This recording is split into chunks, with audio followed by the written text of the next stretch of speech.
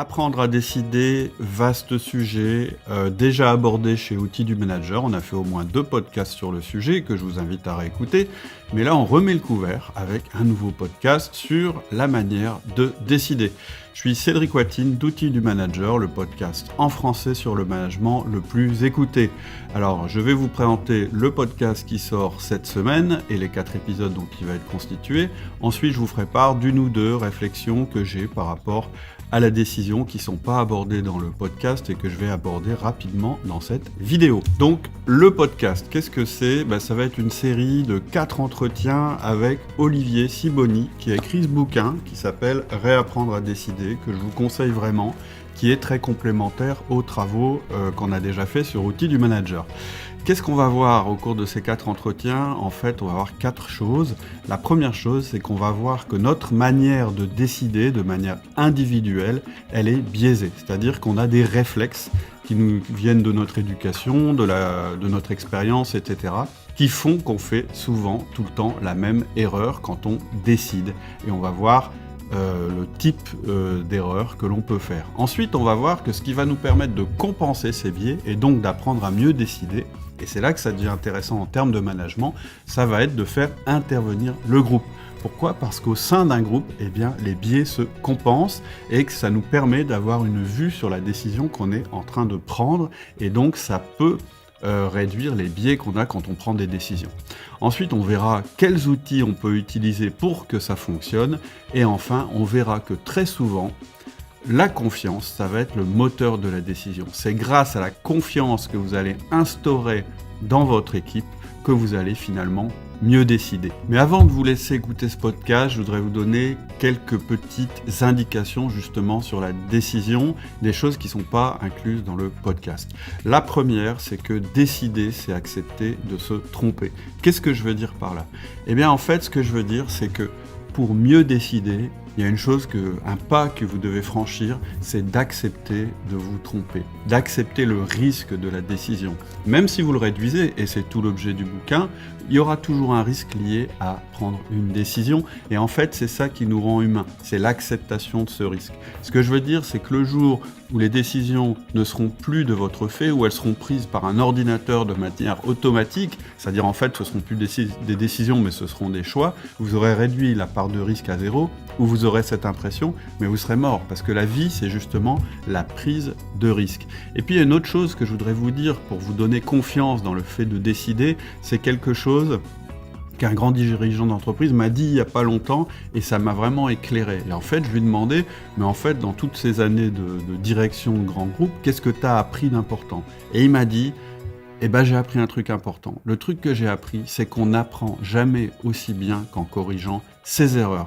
Ça veut dire que quand vous prenez une décision, soit c'est la bonne décision et tout va bien, soit c'est pas la bonne décision, mais vous allez apprendre beaucoup en corrigeant la mauvaise décision que vous avez prise. Donc j'espère que ça vous met un petit peu plus à l'aise.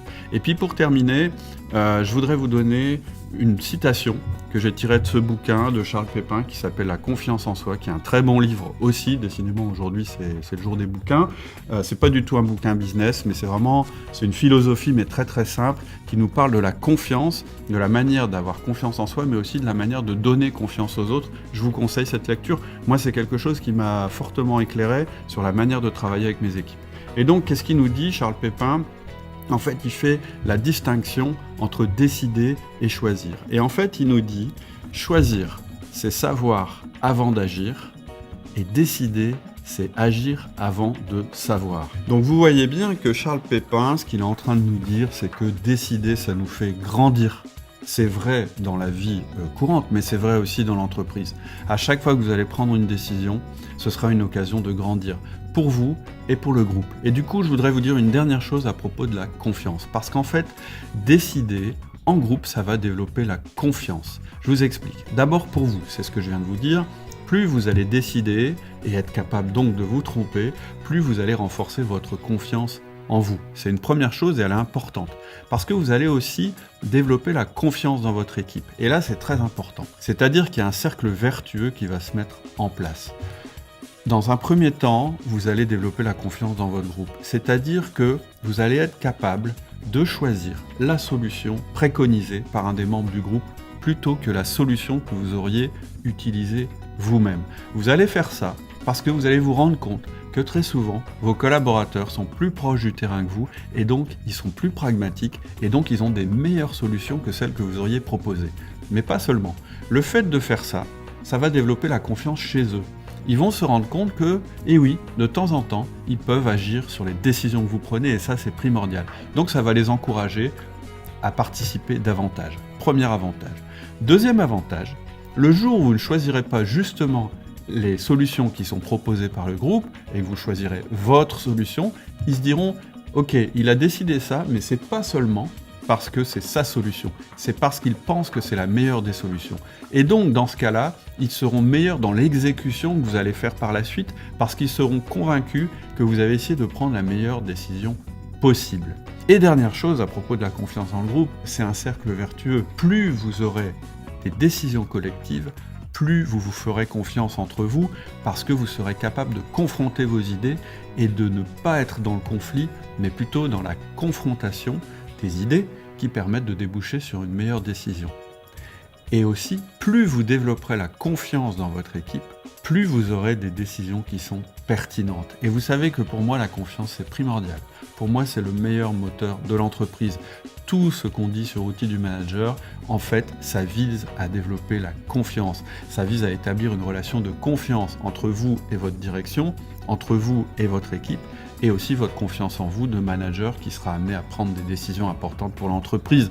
C'est aussi tout l'objet de la formation qu'on a mis en ligne qui s'appelle le Manager Essentiel. Mais voilà, je vous laisse avec le podcast. Je vous mets le lien pour l'écouter juste en dessous et vous allez voir, vous allez vous régaler. Je vous souhaite une très bonne écoute et je vous dis à bientôt.